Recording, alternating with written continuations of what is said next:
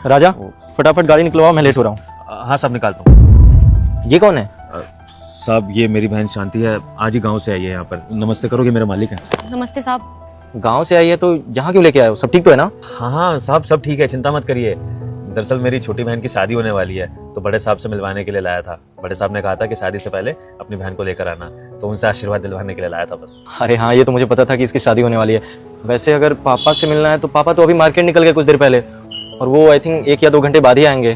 कोई बात नहीं साहब, बड़े साहब के आने तक का इंतजार कर लेंगे। ऐसा है कि मैं उसको अपनी चेयर पर बैठा दूंगा, यहाँ बैठे हुए इंतजार कर लेगी। और अगर आपको इस चीज से दिक्कत है तो मैं उसको कहीं बाहर पार्क वार्क में बिठाया हूँ और तब तक इंतजार कर लेगी, जब तक बड़े साहब नहीं आते। अरे नहीं नहीं, कैसी बात कर रहे हो, मुझे क्यों दिक्कत होगी। खैर ये सब छोड़ो, मुझे ये बताओ शादी की तैयारी कैसी चल रही है? अच्छी चल रही है ना? जी जी साहब, आप लोगों की कृपा है, सारी तैयारियां अच्छे से हो गई हैं। बस वो एक नोटरी का काम करने जाना है, वो पूरा हो जाए फिर उसके बाद मैं गाँव निकल जाऊंगा इसको लेके। शादी का नोटरी से क्या कनेक्शन है, मैं कुछ समझा नहीं।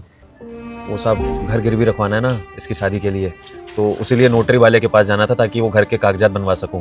गांव में अपना पक्का घर है ना, उसी को गिरवी रखवा रहा हूँ। 1 मिनट, अभी मैं तुमसे पूछा हूँ कि शादी की तैयारी अच्छी चल रही है तो तुम बोले सब कुछ अच्छा है, तो फिर ये घर क्यों गिरवी रख रहे हो तुम?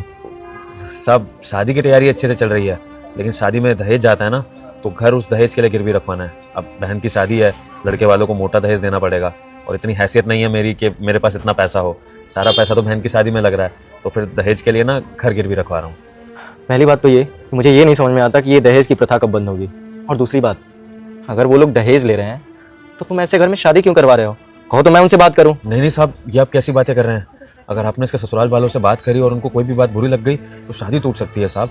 और फिर गांव में दहेज लेन देन तो आम बात है, और बहन की शादी करनी हो तो दहेज तो देना ही पड़ता है साहब, ये तो प्रथा रही है। तो फिर हम इस प्रथा से कैसे बचेंगे?